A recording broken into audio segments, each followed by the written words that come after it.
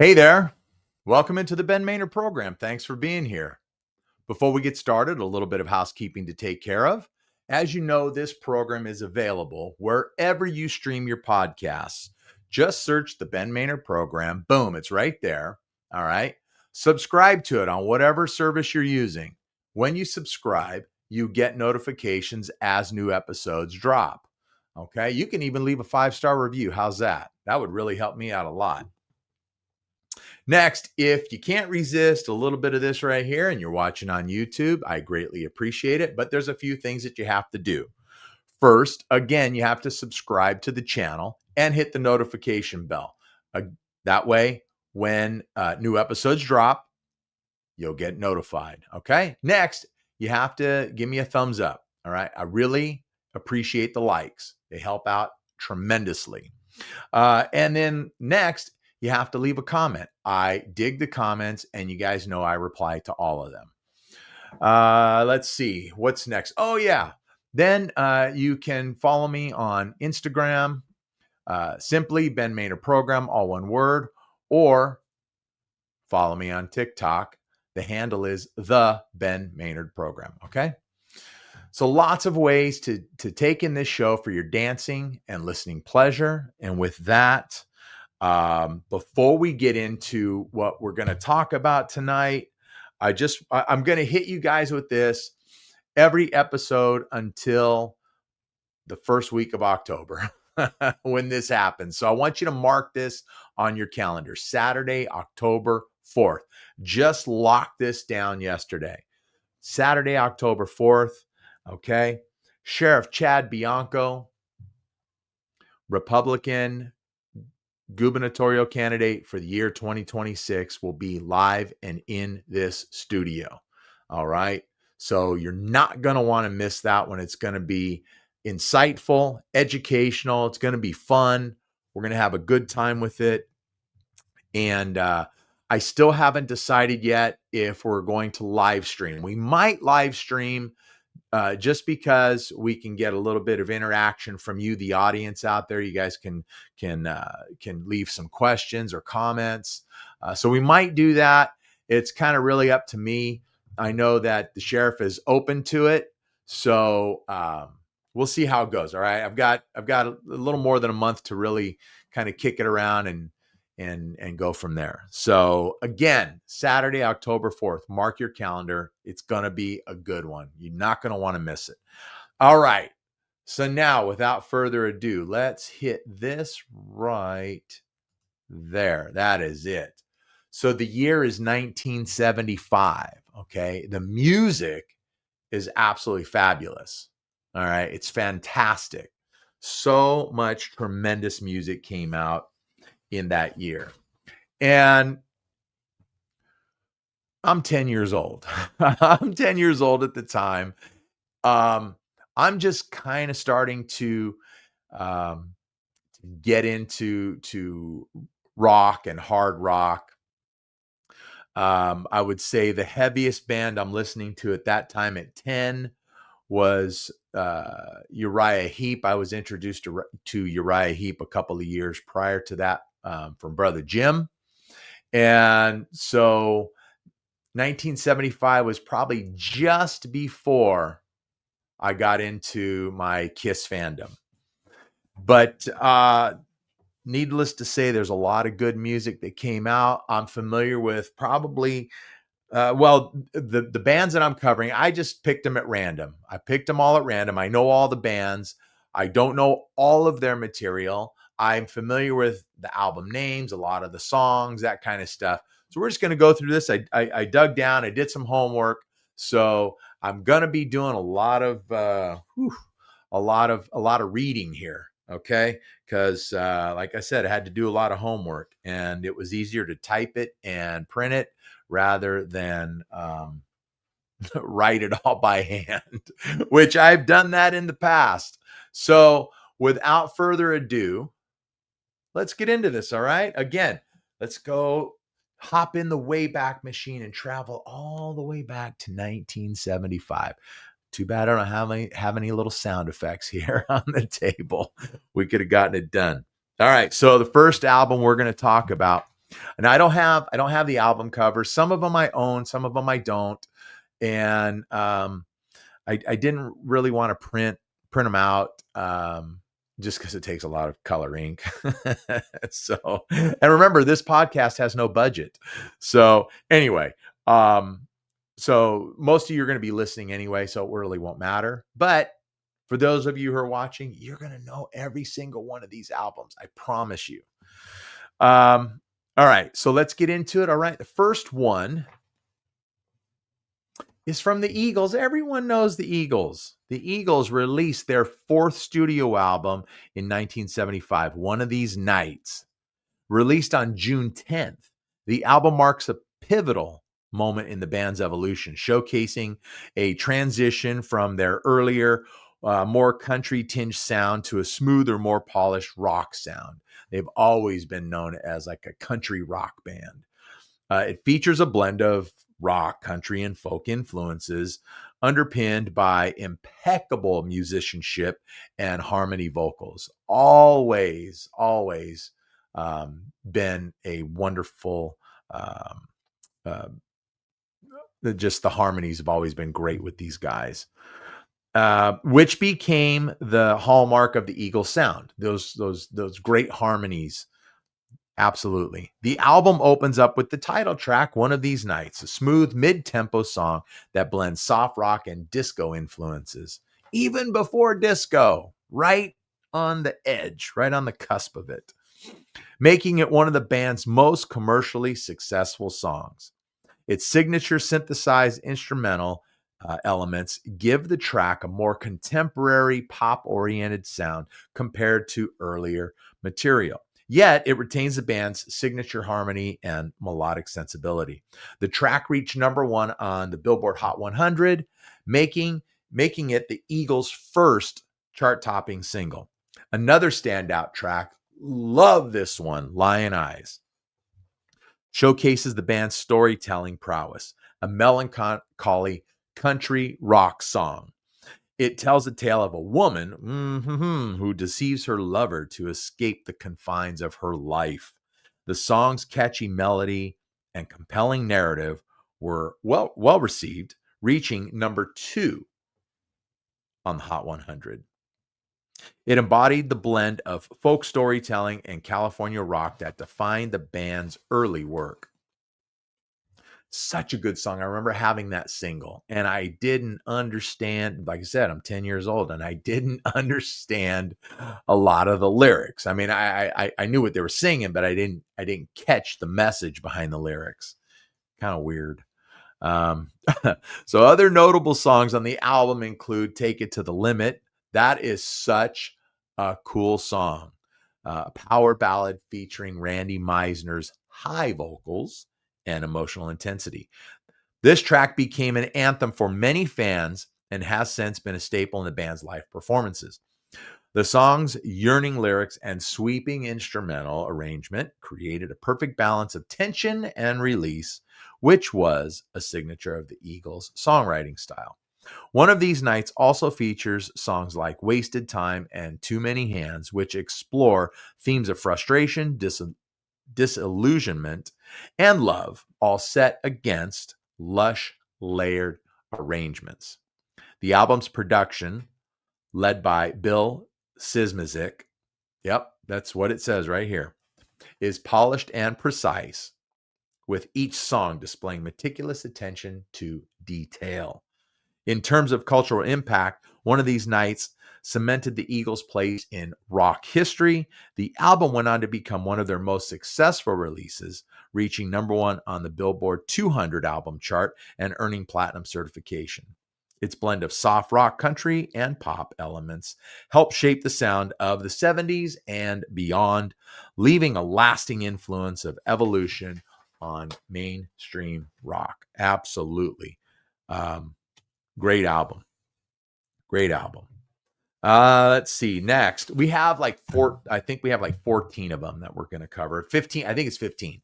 Usually when I do these celebrations like this and we're celebrating 40 years, 50 years, whatever it is, it's usually about 15 albums that I randomly pick. So the next one, Rush's Fly By Night, all you Rush geeks out there, you know this one, released in 75, marks one of the most pivotal moments in the Canadian rock band's career. It was their second album, but it represented a dramatic shift in both sound and vision. The debut album, which the year before was released, just simply titled Rush, had been a straight-ahead hard rock effort, drawing comparisons to bands like Led Zeppelin. But what distinguishes Fly By Night is the introduction of, yes, that's right, drummer and lyricist Neil Peart, who replaced founding member John Rutsey.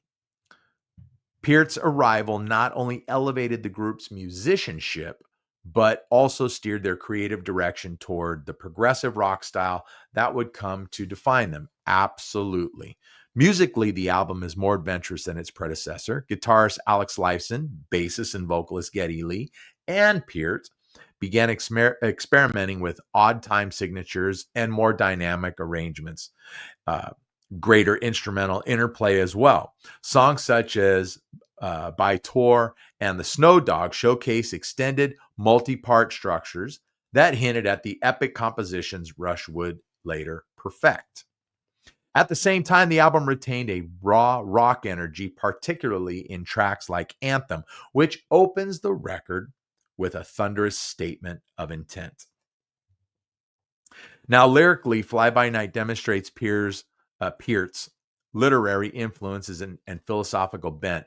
Anthem, inspired by Anne Rand's novella of the same name, expresses themes of individuality and self-determination. The title track, Fly By Night, reflects Peart's, I want to keep saying Pearl, probably because I can't barely see, Peart's own experiences of leaving home to pursue a musical career, capturing both the excitement of uncertainty of new beginnings. Let's see. So the production of the album is relatively modest by later Rush standards, yet it captures the youthful energy of a band finding its identity. It was recorded in Toronto's Toronto Sound Studios. It balances clarity with grit, allowing each instrument to shine while preserving the live feel of the performances. Geddy Lee's distinctive high-pitched vocals are more confidently delivered than on the debut, and Lifeson's guitar work ranges from aggressive riffs to melodic flourishes, complementing Peart's precise, inventive drumming.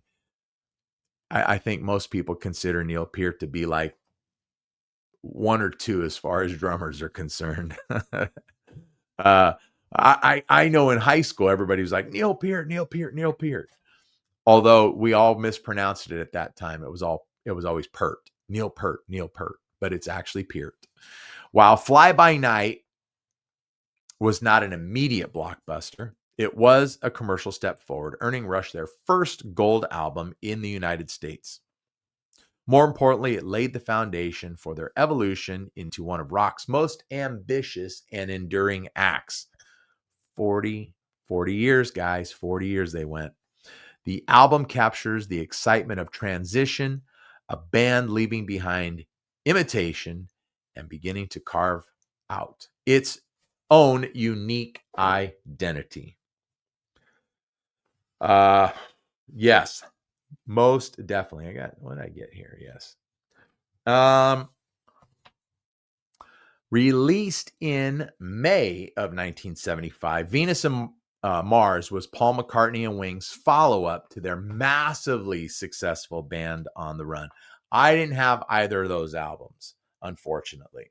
Know the songs, that kind of stuff. But coming off the critical and commercial triumph of that record, McCartney faced pressure to prove that Wings was more than just a one-off success. Venus and Mars not only extended the group's momentum, but it also marked a shift toward a more expansive and theatrical sound, reflecting McCartney's flair for blending rock, pop, and whimsical experimentation. The album was recorded largely in New Orleans, where McCartney absorbed elements of the city's vibrant musical atmosphere. The energy comes through in the album's varied textures, which moved from glam-infused rockers to acoustic ballads and even vaudevillian touches. The record opens with Venus and Mars and its reprise, which serve as atmospheric bookends, setting a cosmic, almost conceptual tone. This is followed by Rock Show, great song, a celebratory anthem to the power of live performance that became a concert staple. Other standout tracks include Letting Go, a moody horn-driven piece with a soulful edge, and Listen to What the Man Said. That is a tremendous song. It really, really is good. And it was the album's biggest hit single. Featuring a soaring saxophone part by jazz great Tom Scott, the track reached number one on Billboard Hot 100, cementing Wings' reputation as one of the decade's defining bands. McCartney's gift for melody is evident throughout, whether in the playful Magneto and Titanium Man, inspired by the comic book characters, or in the gentle, reflective Love in Song. One of the album's strengths is its collaborative spirit. Wings' lineup featured Linda McCartney, Denny Lane, Jimmy McCullough, and Joe English. It was one of its most stable and cohesive points. Songs like Medicine Jar, sung by McCullough, added grit and diversity, showing McCartney's willingness to share the spotlight. Critically, Venus and Mars was received with largely mixed reviews. Some praised its eclecticism. God, that's a tough one. And craftsmanship, while others felt it lacked the focus of Band on the Run. Nonetheless, it was a commercial success, topping the charts in the US and UK, supporting one of Wings' most successful tours, captured later in the triple album, Wings Over America. I think that was the one that, I think it was like the side of an airplane, I think. Like up close, I think it was. Anyway. Today, Venus and Mars stands out as a colorful snapshot of McCartney's mid-1970s creativity. While not always ranked as high as his finest solo or Beatles work, it remains a beloved recording for its adventurous spirit, memorable singles, and the sense of joy McCartney poured into it. That is, like I said, that one I do not have. I don't think I ever had that one in my collection. But yeah, but I do know some of the tracks on that one. Actually, let me think. I don't know if I have any McCartney and Wings. I do have a couple of McCartney's kind of like solo albums, like McCartney 2. That one was released in 1980. Had that huge hit, Coming Up on it. Went number one. And I think there was another one he released in like 1989 because I saw him on that tour. I think that's the one, Flowers in the Dirt, I think is the name of that album. Had a really, really catchy tune, My Brave Face. But that was not 1975. This is 1975. And the next one, AC/DC's TNT, released in December 1975. Some of you are going, what? It was exclusive in Australia. It stands as a defining moment in the band's early career. It was their second studio album and the first to fully capture the raw hard rock and sound that would soon propel them onto the global stage. Produced by Harry Vanda and George Young, who's the older brother of Malcolm and Angus, the record cemented AC/DC's signature style, loud, riff-driven rock. All blues based or, blues influenced, irreverent lyrics and boundless energy. While their debut, High Voltage, had shown promise, TNT sharpened the band's identity and attitude. Frontman Bon Scott, who had joined ACD in 1974, came into his own right here. His cheeky, rebellious delivery gave songs like It's a Long Way to the Top, If You Want to Rock and Roll. Everyone knows that one. That's like and to this day, it's like a concert staple as well. But good song. The Jack. She's got the Jack. It's just a real bluesy one on that one. A mix of humor and menace that set the band apart from their peers. The opening track, It's a Long Way to the Top, quickly became an anthem, not only for fans, but for the band itself, encapsulating the struggles of a rock group on the rise. The song's use of bagpipes, played by Scott himself. Oh, how many of you knew that? How many of you knew that Bon Scott actually played the bagpipes? Added a distinctive, playful edge to their no frills rock sound. That is true. The title track, TNT, is arguably one of AC/DC's most iconic songs. While its explosive riffs, chanting chorus, and swaggering lyrics, it distilled the group's ethos into under 4 minutes of pure rock aggression.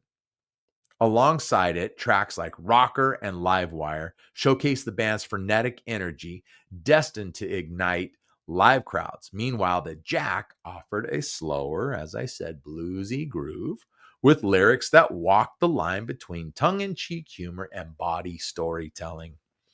TNT was more than just a step forward musically, it was a cultural statement.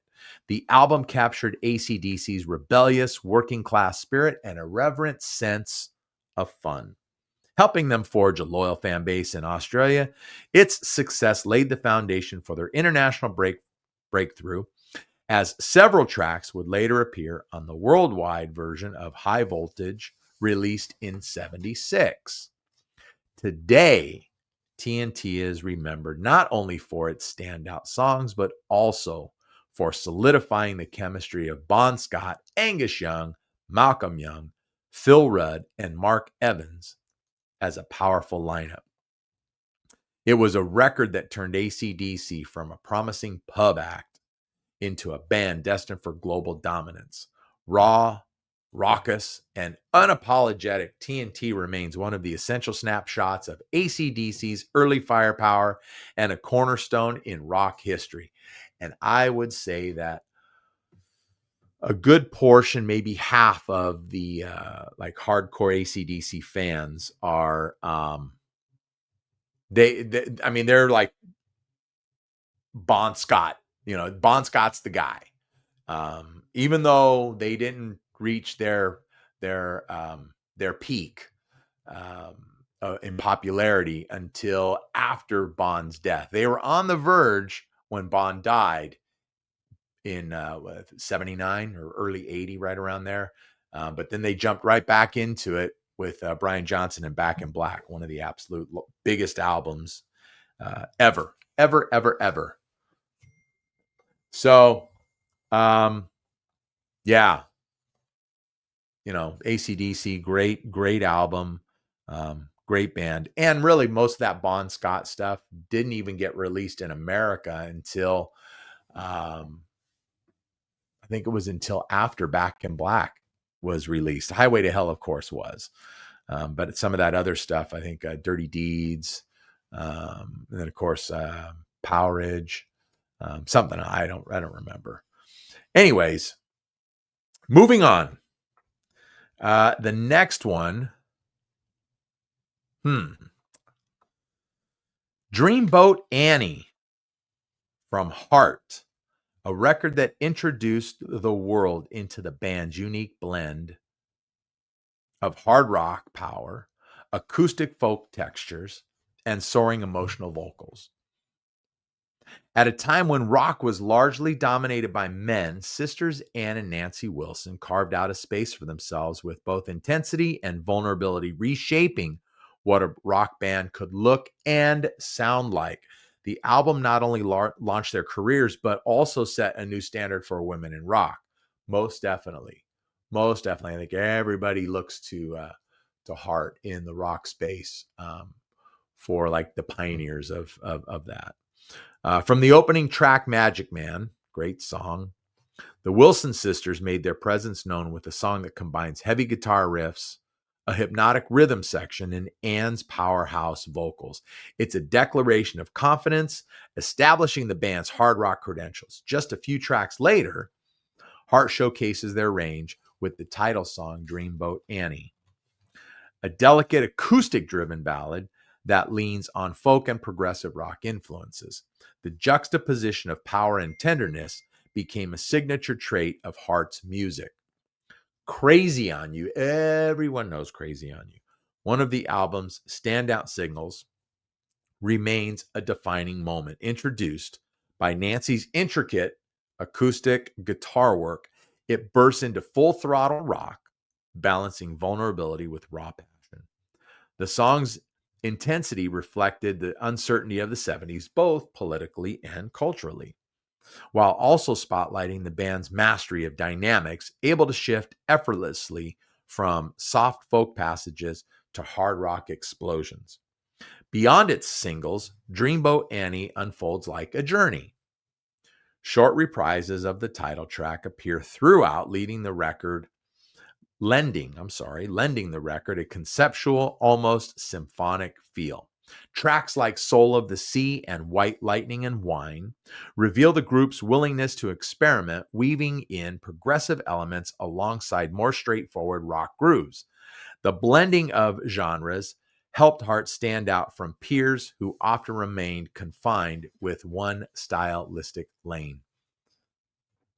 Nearly 5 decades later, Dreamboat Annie remains a milestone not only for Heart, but for rock history as a whole. It showcased that women could lead a hard rock band without compromise, blending power, emotion, and artistry into a cohesive statement. The album's mix of thunderous riffs and gentle beauty continue to inspire musicians and audiences alike, cementing it as a timeless debut. Okay.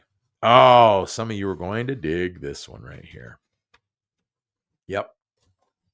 Released in July 1975, Sabotage stands out as Black Sabbath's most ambitious and underrated records.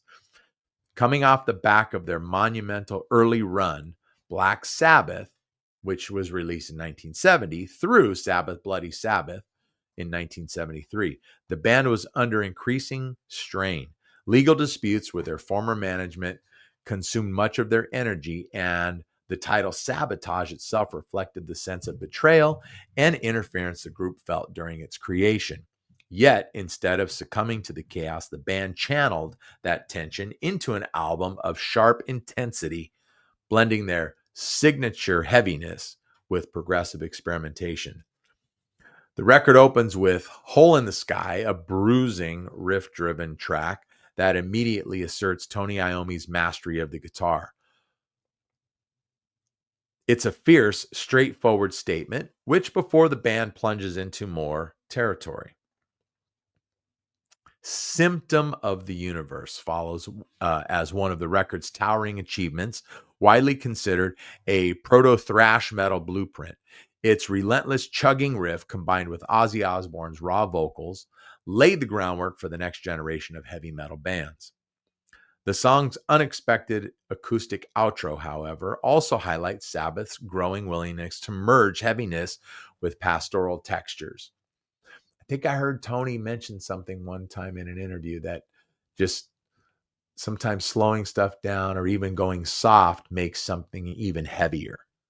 So, yeah, but these guys right here, the architects of heavy metal, they really, really were. Throughout Sabotage, Sabbath pushed their sound into progressive rock territory without abandoning their dark, doom-laden core. Megalomania, a nearly 10-minute epic, shifts between haunting slow passages and explosive bursts of energy, embodying the paranoid mood of the band's circumstances. The thrill of it all combines thunderous riffs with a surprising upbeat groove, while Am I Going Insane? With its eerie synth touches and unsettling atmosphere, remains one of the polarizing songs in the Sabbath catalog. The album closes with The Writ, a searing, venomous track directly aimed at their former management. Yes, they were really accusing their former manager of like stealing money. I actually, I don't think they were accusing him. I think they found out he was stealing money. It's a rare moment of lyrical specificity from Osbourne, and his performance radiates bitterness and defiance. Though it did not achieve immediate commercial success from the success of its predecessor, Sabotage has since been recognized as one of Black Sabbath's finest works. It balances crushing riffs with adventurous structures, serving both as a culmination of their early sound and a glimpse into the progressive, edgy edge of heavy metal's future. And I was listening to something on Eddie Trunk a few weeks ago, right after Ozzy's passing. They did some kind of special. It was uh, people calling in and ranking their top 5 works of Ozzy Osbourne. Could have been anywhere in the catalog. Could have been the Black Sabbath stuff, the solo stuff, all of it, no matter what. And Sabotage was in the top 5 on probably 70% of people's lists. And I would say on a good 30%, it was number 1.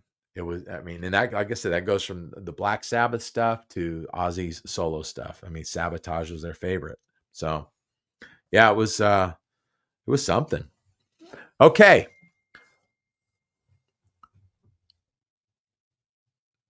Fleetwood Mac's self-titled 1975 album, often referred to as the White Album, marked a turning point in the band's history, both musically and commercially. Before this release, Fleetwood Mac had enjoyed modest success in the United Kingdom as a blues rock group founded by guitarist Peter Green in the late 1960s. By the mid-70s, however, the band had undergone numerous lineup changes.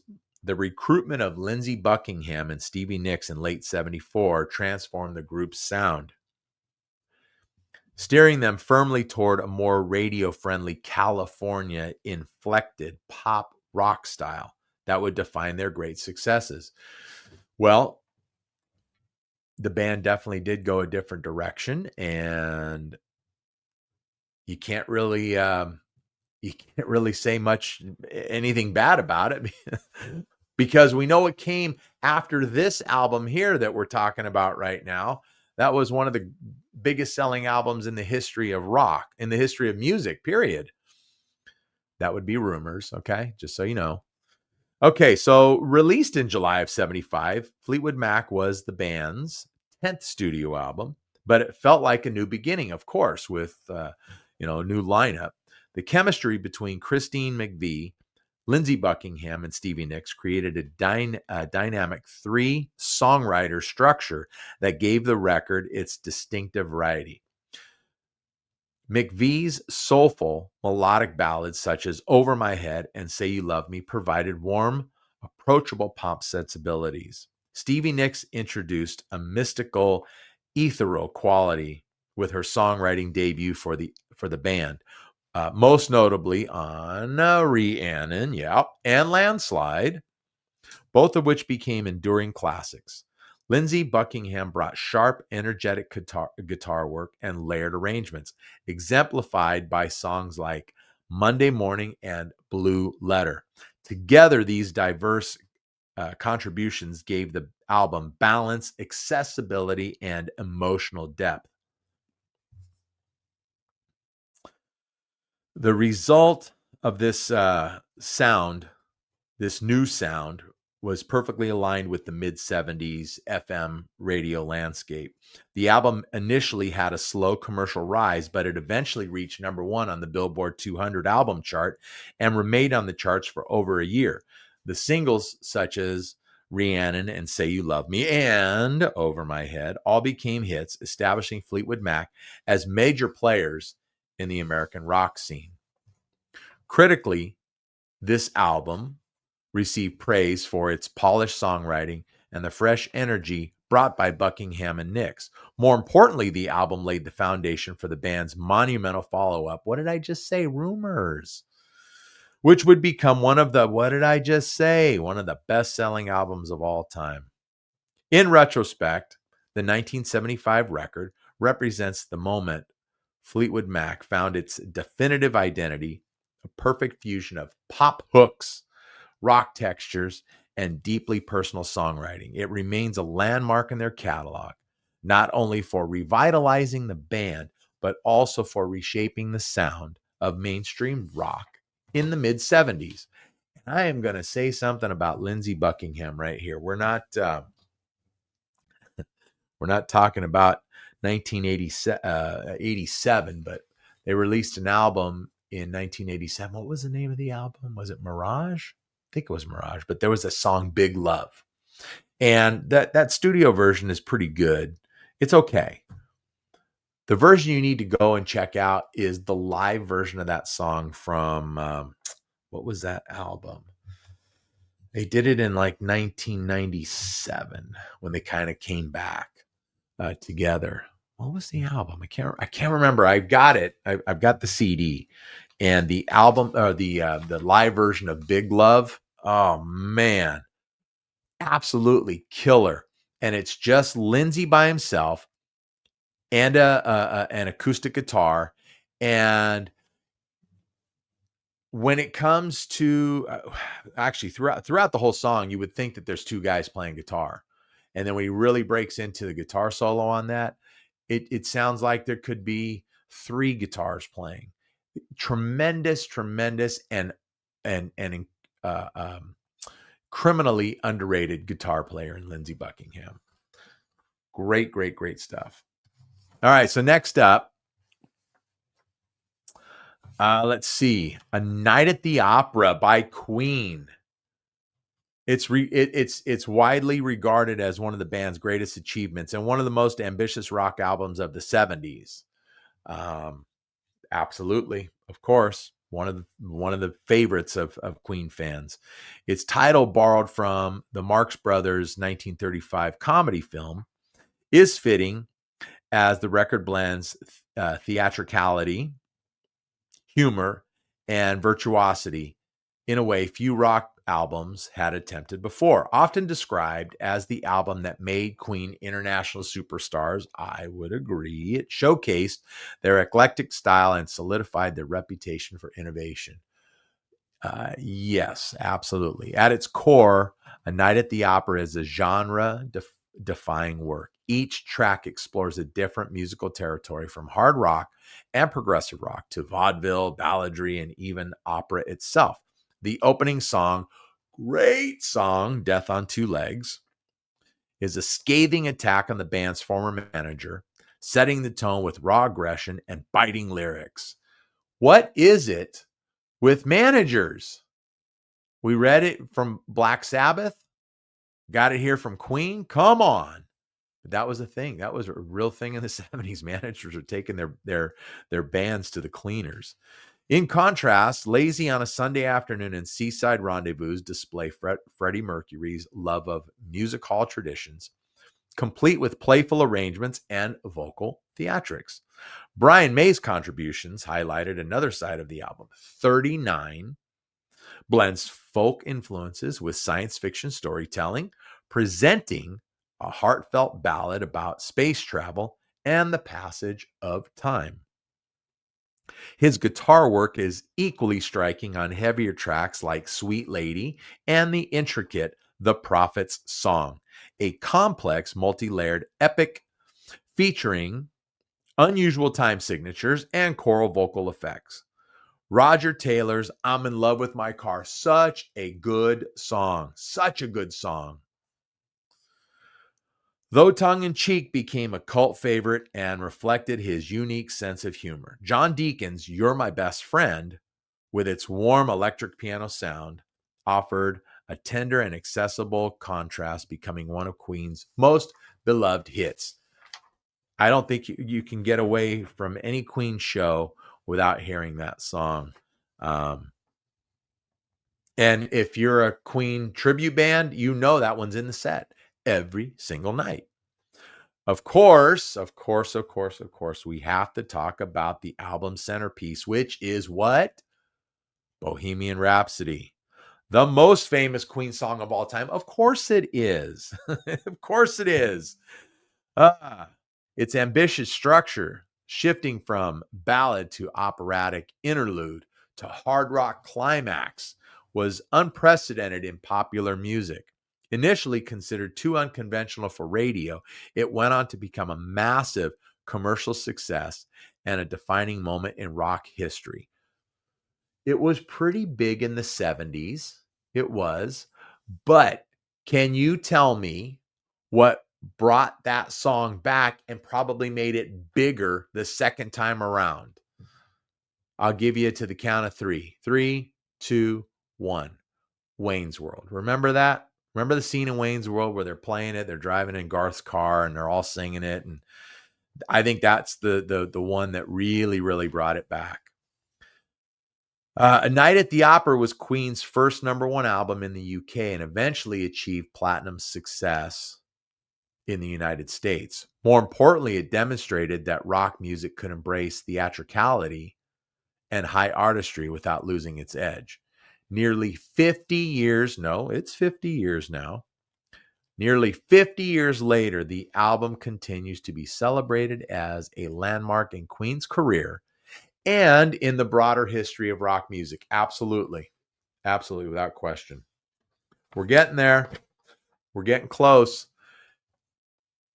Released in 1975, September.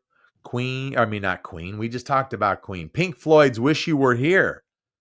Widely regarded as one of the band's greatest achievements, both musically and thematically. It followed the monumental success of Dark Side of the Moon, which was released in 1973. And rather than replicate that formula, the band chose to create a deeply introspective record that grappled with themes of absence, alienation, and the often corrosive nature of the music industry. Again. Wow. The album consists of just five tracks. I've never owned this album. So I had to kind of just, like I said, dive in on this one here.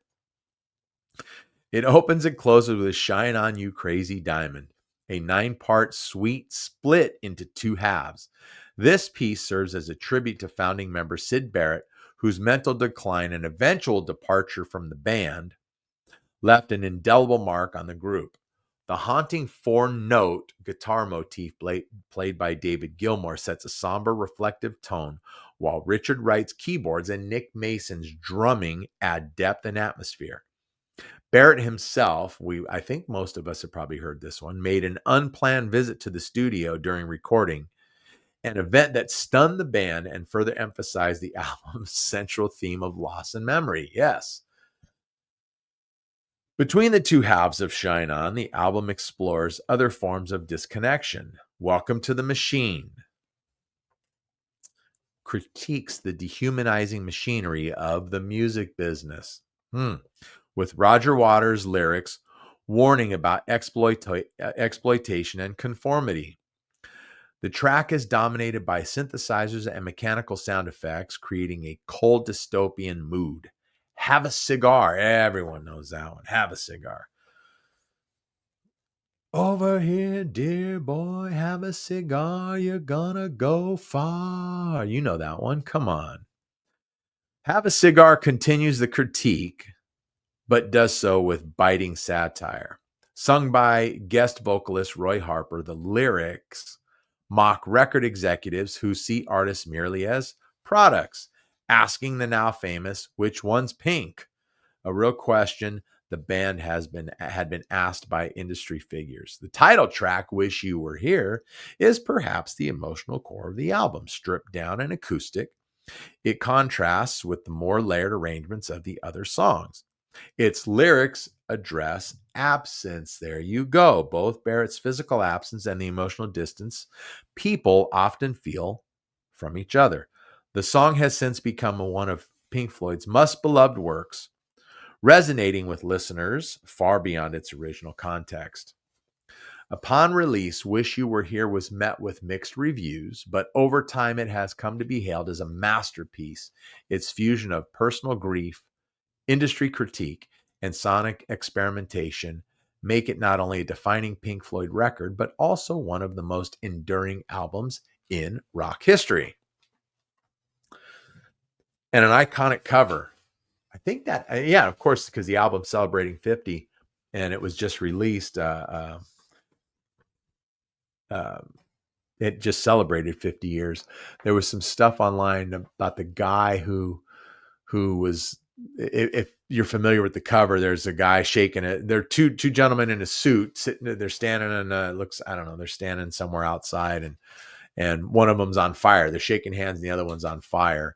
The guy who was on fire said, I read something where the guy was, he was set on fire like 15 times to shoot that album cover.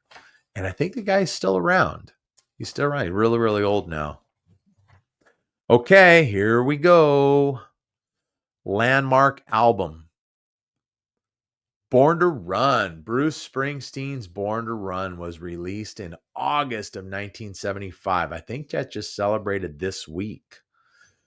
Widely regarded as one of the defining albums of American rock music, it was Springsteen's third studio album and the one that elevated him from a regional favorite into a national figurehead of rock and roll. Before this release, Springsteen had been critically acclaimed but commercially underwhelming. With Born to Run, he set out deliberately to create a record that would capture the scope, drama, and urgency of life on the edge of adulthood, love, and escape. The title track, Born to Run, became Springsteen's breakthrough single and encapsulated his thematic obsession with freedom, hope, and the need to break out of confining circumstances. With its wall of sound production, sweeping instrumentation, and cinematic lyrics, it painted a portrait of restless youth dreaming of something larger. The sense of epic scale runs through the record, where Springsteen balances detailed, street-level storytelling with mythic ambition. Yeah, there's been several documentaries just about the album itself, some just about the song alone. Musically, Born to Run merges rock and roll traditions with a dense, almost orchestral sound. The E Street Band, featuring Clarence Clemons' powerful saxophone and Roy Britton's dynamic piano, added layers that gave the record its distinctive blend of raw energy and grandeur. Songs like Thunder Road, great song, Jungle Land, great song, bookend the album with sprawling narratives full of romance, struggle, and redemption. Between them, tracks such as Backstreets, She's the One, and Meeting Across the River explore friendship, heartbreak, and longing with equal intensity. Upon its release, Born to Run received widespread critical acclaim. Time and Newsweek famously featured Springsteen on the covers, on their covers in the same week, declaring him the future of rock and roll. More importantly, the album became a cultural touchstone, influencing generations of musicians and listeners alike. Today, it stands as a cornerstone of American rock, a record that embodies the intensity of youth and the eternal search for meaning. Ultimately, Born to Run is not just an album, it's a statement of belief in rock music's power to transform ordinary lives into something extraordinary. 50 years after its release, it remains Springsteen's signature work and one of the most celebrated albums in music history. Yes, it does indeed. Even though I would say, if you asked not the average Bruce Springsteen fan, but if you asked, the hardcore fans, they would probably cite Born to Run as Bruce Springsteen's best album. Certainly his most commercially successful album is Born in the USA, because I think that one sold like 25 million copies, something along those lines. I think we covered it. I think we covered it last year when we talked about albums turning 40. Anyways, another landmark album is Led Zeppelin's Physical Graffiti. I used to have this album. I may have it on CD. I don't remember. I remember being a double album, and the cover, you would had it was a like an apartment building. I think it's a building in might be a building in New York. I can't remember where I heard that photo was taken, but the windows, they would open up on the album cover itself. They would open up, and I think it actually spelled out physical graffiti, or it had pictures of something in there. I can't recall exactly. Certainly the CD is not going to be like that. But yeah, that was a trippy album cover. But remember, I was, even though I owned the album, I think I owned 2 or 3 Led Zeppelin albums at that time. I didn't really listen to them a lot because you couldn't be a Led Zeppelin fan and a Kiss fan. Not in my neighborhood anyway. We would get in fights over this kind of stuff. So anyway, the album was released in 1975. It stands out as one of their most ambitious and expansive records. A double album, of course. It captures the band at the peak of their powers, both musically and creatively. And creatively. Coming after a string of groundbreaking records, which include Led Zeppelin 4 and Houses of the Holy, Physical Graffiti reflects a group unwilling to settle into formula. Instead, they chose to compile a wide-ranging collection of new recordings alongside earlier unreleased material, creating a sprawling yet cohesive portrait of their diverse influence. I'm wondering if I just saw, I just watched the Led Zeppelin documentary, Becoming Led Zeppelin. I just saw it like this week, and I thought it was pretty good. I enjoyed it. But talking about releasing or having unreleased material, the album before this one was Houses of the Holy, but there's no title track on that album. The song Houses of Holy is on Physical Graffiti. So I'm wondering, obviously that was previously unreleased, but I'm wondering why it wasn't released for Houses of the Holy. I never heard that story. But that's kind of like, and we're going to go back to Queen really quick, and then we're going to move forward with this. Queen's album, I think it was the one, trying to remember when it was in their catalog, but the album Sheer Heart Attack does not contain the song Sheer Heart Attack. That song is on News of the World. Go figure, right? Anyway, okay, let's move on. The album opens with Custard Pie, a raw, swaggering blues rock track that sets the tone with Robert Plant's wailing vocals and Jimmy Page's slashing guitar riffs. From there, the record veers into multiple directions. The Eastern-inspired epic Kashmir, driven by John Bonham's thunderous drumming and an orchestral arrangement, stands as one of Zeppelin's defining statements. Yes, definitely. While Physical Graffiti, remarkable in its breadth of sonic landscape, gentle numbers like Braun You Are, is that how you pronounce it, provide a pastoral contrast to the heavier, more bombastic tracks. 10 Years Gone is lush and layered, balancing Page's guitar orchestrations with Plant's poignant reflections on love and time. Meanwhile, songs like The Rover and Houses of the Holy display the band's ability to craft driving arena rock anthems without sacrificing subtlety. Now, I know I got that song title wrong, and even though I owned the album, I don't think I've heard this from start to finish. I know you guys are gonna kill me on this one. Lyrically, the album reflects Zeppelin's usual blend of mysticism, sensuality, and raw emotion. Kashmir is particularly notable, capturing a sense of spiritual journey and vastness that mirrors the sweeping musical arrangement.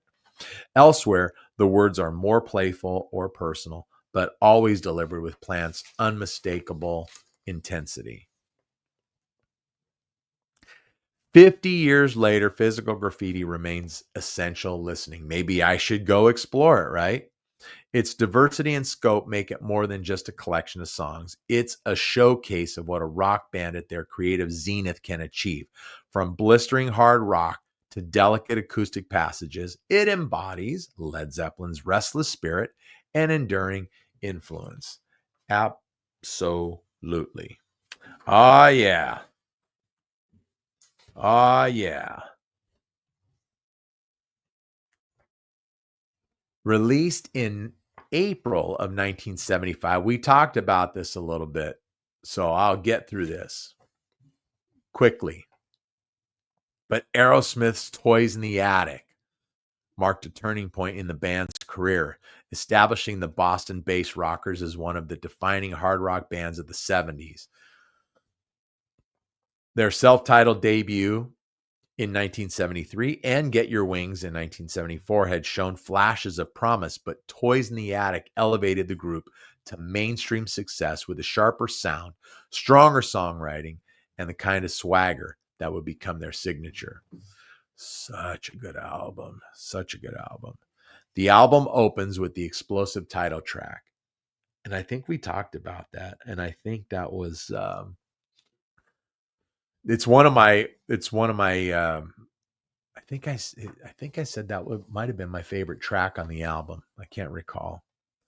But I love it. I just can't remember where I rank stuff sometimes. A frantic burst of guitars and pounding drums that set the tone for what follows. One of the most enduring songs on the record is Walk This Way, a funky riff-driven track built on Joe Perry's guitar groove and Steven Tyler's rapid-fire vocal delivery. Good song. Love Walk This Way. But it's like one of those songs that on the burnout factor on that song, it's probably pretty high for me. It's probably like an 8. So, anyways, but though it charted modestly at first, the song gained legendary status a decade later when it was re-recorded with, yes, we talked about this one too, Run DMC, bridging rock and hip hop in a groundbreaking collaboration, which actually helped to catapult Aerosmith into basically a second career, which honestly probably made them even more popular second time around than they were previous. Another standout is Sweet Emotion, another great song, but on that burn factor, probably it's probably 7 or 8. Arguably the band's first true classic, anchored by Tom Hamilton's unforgettable bass intro and layered with Perry's talkbox guitar effect. It combines heavy riffs with Tyler's sly, snarling vocals. The song captures the sleazy charm and bluesy grit that Aerosmith perfected on this album, and it remains a staple of classic rock radio. Ergo, burn factor. Beyond the hits, Toys in the Attic demonstrates Aerosmith's versatility. Uncle Salty, such a good song. And Adam's Apple, great song. These songs blend blues-based rock with Tyler's playful, sometimes cryptic storytelling. No More, No More, good stuff. Come on. No More, No More reflects on the grind of life on the road, while Round and Round, heavy song, almost proto-metal feel. The record closes, You See Me Crying, which is a ballad, surprisingly tender ballad with orchestral backing that shows a softer side of the band.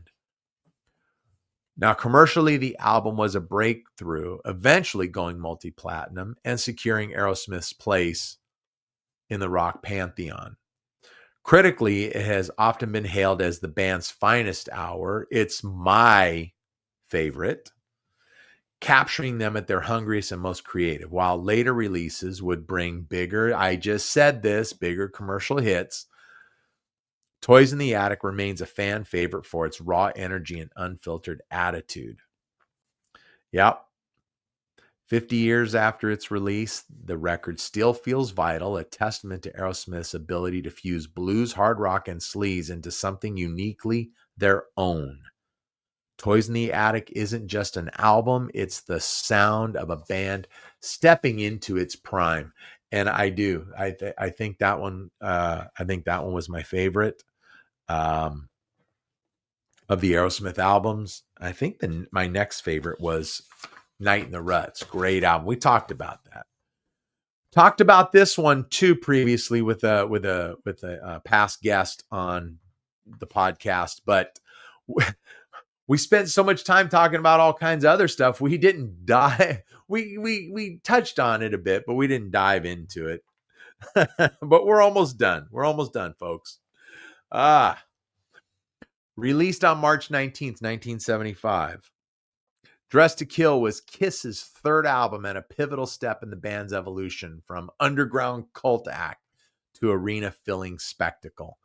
Clocked in at just over 30 minutes, a really short album. The record is tight, hook-driven, and filled with the kind of swagger that would soon define their legacy. We mentioned this before. Just it has a New York attitude. I should have put that in here. A New York attitude. You can really feel it. Their first three albums were very much like that. Let me take a sip of water here because, man, I'm getting parched. All this talking, and then we'll continue. Much better. Much better. It's like my lips and tongue were all sticking together and everything. So anyway, coming off the back of their first two albums, their self-titled album in 74 and then Hotter Than Hell released later on that year, the band had not yet achieved the commercial success that they were striving for, despite their growing live reputation.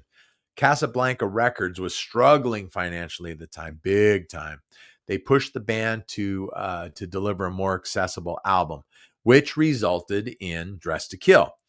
And because the record label was so broke, it was produced by the president of Casablanca, Neil Bogart. Bogart's involvement gave the record a raw, stripped down energy that contrasted the muddier sound of Hotter Than Hell. We've talked about that before too, how that production, actually the first two albums, but maybe even a little bit more on Hotter Than Hell, was just, it was like walking through mud, trudging through it, you know. But the production on Dressed to Kill is a little more open, definitely a little more raw. What's weird, very mono sounding though. So let's see. The most enduring track is undoubtedly the one I hate the most, Rock and Roll All Night, which has become Kiss's signature anthem, which is true. It is. It's their signature song, although it is not their most downloaded song. Their most downloaded song is I Was Made for Loving You, which just hit like 1.3 billion downloads, which came off of 1979's Dynasty. The studio version on Dressed to Kill the studio version of Rock and Roll All Night did not make a huge splash.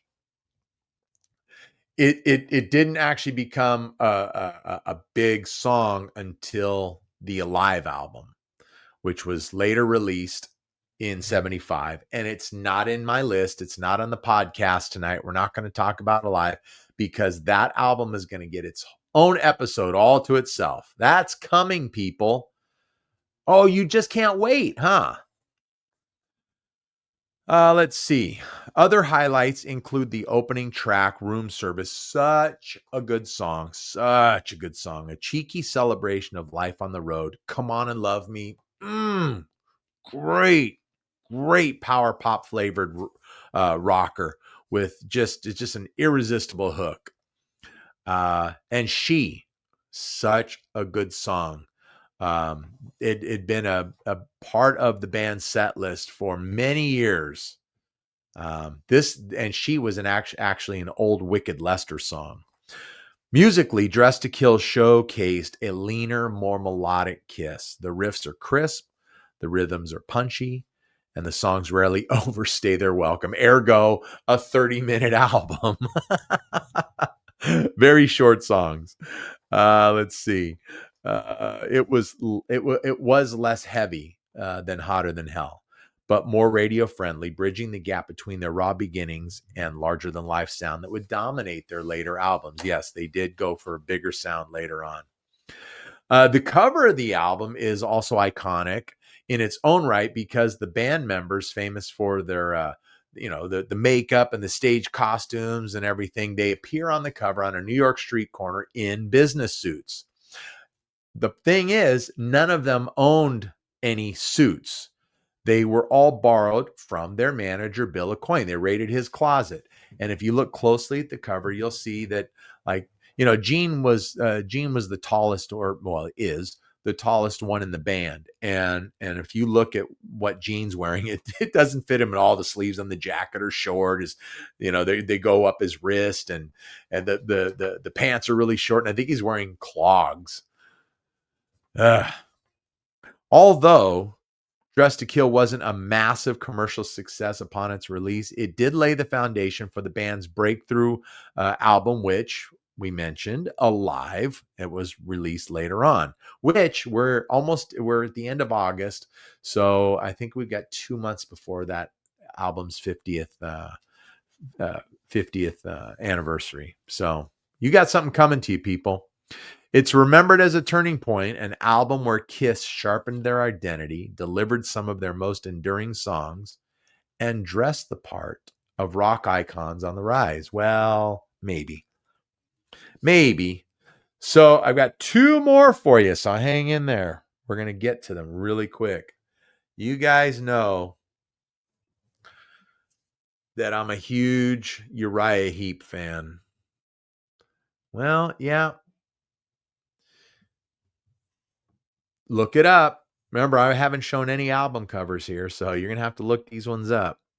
Return to Fantasy, the 8th studio album by Uriah Heep, was released in June of 75, so it celebrated its 50th anniversary, 2 months ago? It was the first of 2 albums that featured John Wetton on bass he had replaced Gary Thane earlier in 1975. Gary Thane suffered from he had a lot of drug issues, a lot of substance problems, and he was fired from the band. And literally, like 2 months afterwards, he died I think he died of an overdose. Anyhow, so John Wetton, yes, that same John Wetton from King Crimson, and then later on from Asia. Yes, John Wetton. He was on 2 albums, Return to Fantasy and High and Mighty. Return to Fantasy retains the musical experimentation that marked the 2 previous albums, Sweet Freedom and Wonderworld, but it has an overall harder rock feeling that makes it more consistent than either of those 2 previous albums. However, though, Return to Fantasy, it does lack the coherence of like top shelf Uriah Heep albums like Demons and Wizards, The Magician's Birthday, Look at Yourself, those albums previous to Return to Fantasy. Return to Fantasy is a good album. It's got a lot of good stuff on there, but it's just not like those albums there. But it remains strong and a likable album. It really is one that I think that if you guys check it out, you'll enjoy it. You'll enjoy it. It's a good album, and it's definitely worth a listen. It starts with the title track. It begins with the title track, Return to Fantasy, which is it's like a 6-minute song. Starts off with some really crazy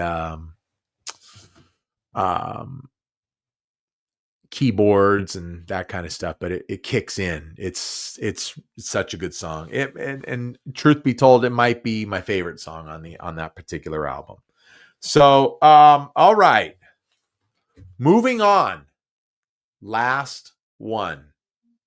I saved this one for last. Right here. Wait, there it is. Yeah. There, let me turn the microphone a little bit. Right there. Can you see the t-shirt? If you're watching, you can see my t-shirt. Okay. You can see it. There it is. Right there. It's right on camera. Right on camera. Okay. And if you can't, well, I'm sorry. But in 1975, Casablanca Records introduced, come on, Angel. That's right. You know I love these guys. Their self-titled album, Angel. That's the cover right there that I'm wearing. So I guess I did bring an album cover to the to the podcast tonight. The group was fronted or is fronted by, at this time, fronted by vocalist Frank Domino, still killing it. Guitarist Punky Meadows, keyboardist Greg Giuffria, bassist Mickey Jones, and drummer Barry Brandt. They emerged from Washington, D.C. with an image and a sound that blended theatrical glam rock with hard-hitting progressive elements. Most definitely. Their look was as striking as their music. Dressed entirely in white, Angel offered a direct contrast to the darker aesthetic of their Casablanca label mates, Kiss. We've talked about this before. While Kiss projected menace and leather, Angel embodied a more ethereal, almost celestial presence, which matched the band's name and thematic leanings. Musically, the album established Angel as adventurous and ambitious. It opens with Tower, great song, an epic track over 6 minutes. Actually, it's like over, I think it's over 7 minutes long. It says, which quickly became a signature piece in the band's live performances. With its dramatic organ work, soaring vocals, and shifting dynamics, the show showcased the group's penchant for blending melodic rock with prog rock grandeur. Throughout the album, Giuffria's keyboards play a central role, adding layers and atmosphere and symphonic texture that distinguish Angel from many of their mid-1970s hard rock contemporaries. Songs like Long Time and On carried melodic hooks and a balance of guitar-driven energy with lush arrangements, while Rock and Rollers, just a great song that's still in the set list to this day, lean more directly on straightforward hard rock territory, providing an anthem that fans can easily latch onto. And when they perform that song, yes, the fans are getting into that one. It's almost like, I don't want to say call and response, but it's very similar to that. The album also highlighted Domino's wide vocal range, soaring vocals capable of moving between aggressive rock delivery and almost operatic heights. Meadows' guitar playing, fluid yet sharp, brought a strong melodic sensibility that matched Giuffria's classically influenced keyboard flourishes. Though Angel, sadly, was not a major commercial success upon release, it helped establish the band's cult following. Yes, cult following, unfortunately. Yes and no. I mean, it's cool because I kind of like, it's like my band, you know? So definitely a cult following. The record captured a band still defining its identity, but already leaning into a bold theatricality that would grow into subsequent albums like Hell of a Band, great album, and On Earth as It Is in Heaven. Casablanca marketed Angel heavily on their image and stage shows, which often included elaborate entrances and special effects. Still, the debut album remains the purest statement of their early progressive hard rock style before the band shifted toward more streamlined radio-friendly sounds later in the decade. Today, Angel is remembered as a unique entry into the glam and hard rock landscape of the mid-70s. It's a record that captures the ambition of a band seeking to merge fantasy, theatricality, and musicianship into a distinctive rock identity. That is absolutely the case. It's a great album, and I'm working on it. I've been working on it. I don't like to talk about it, but I'm working on getting those guys on the podcast. I am in touch with them. I was hoping it was going to happen already, but it hasn't. We're just kind of going back and forth trying to find the right time. But still such a great band live. And it is unfortunate, like I said, that term cult following it's kind of cool because, like I said, you kind of claim the band as your own, and but it's by the same token, it's like you want to. I just honestly, I wish that this band would have just busted open. They would just bust it open, but unfortunately, um, as the story goes, and that they they were thrust into a headlining act really before they had built up a strong enough following, because it costs a lot of money to headline shows. It costs a lot of money, and they were an expensive act to put on. As you know, as an opening band, but they were getting thrown off tours as well. Excuse me. They were getting thrown off tours early on, so that's how they were kind of forced into becoming a headlining act.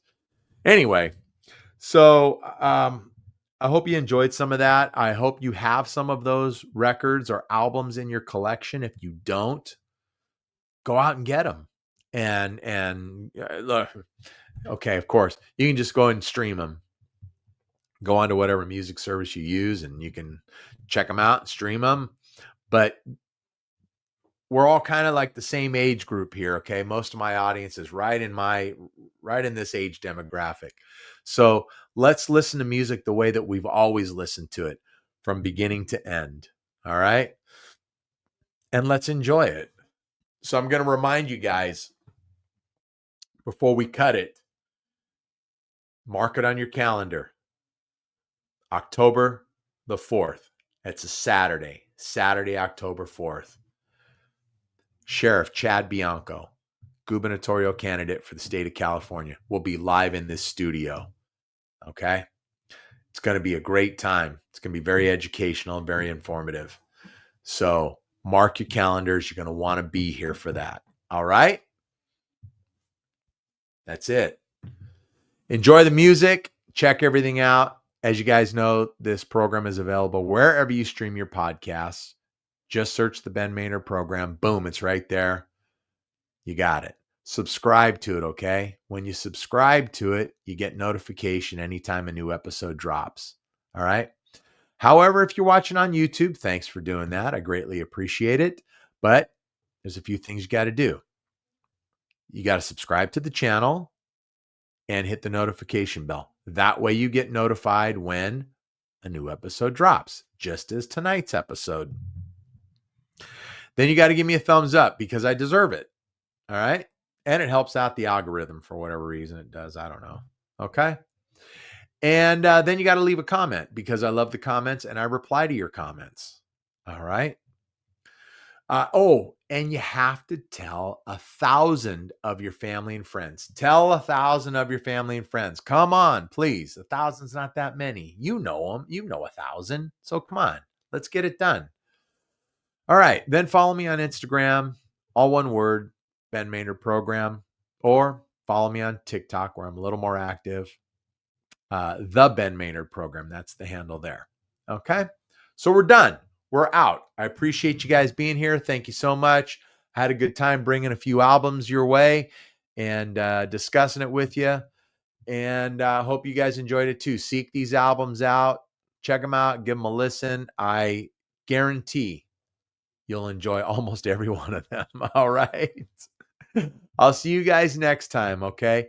This is the Ben Maynard Program. Tell a friend.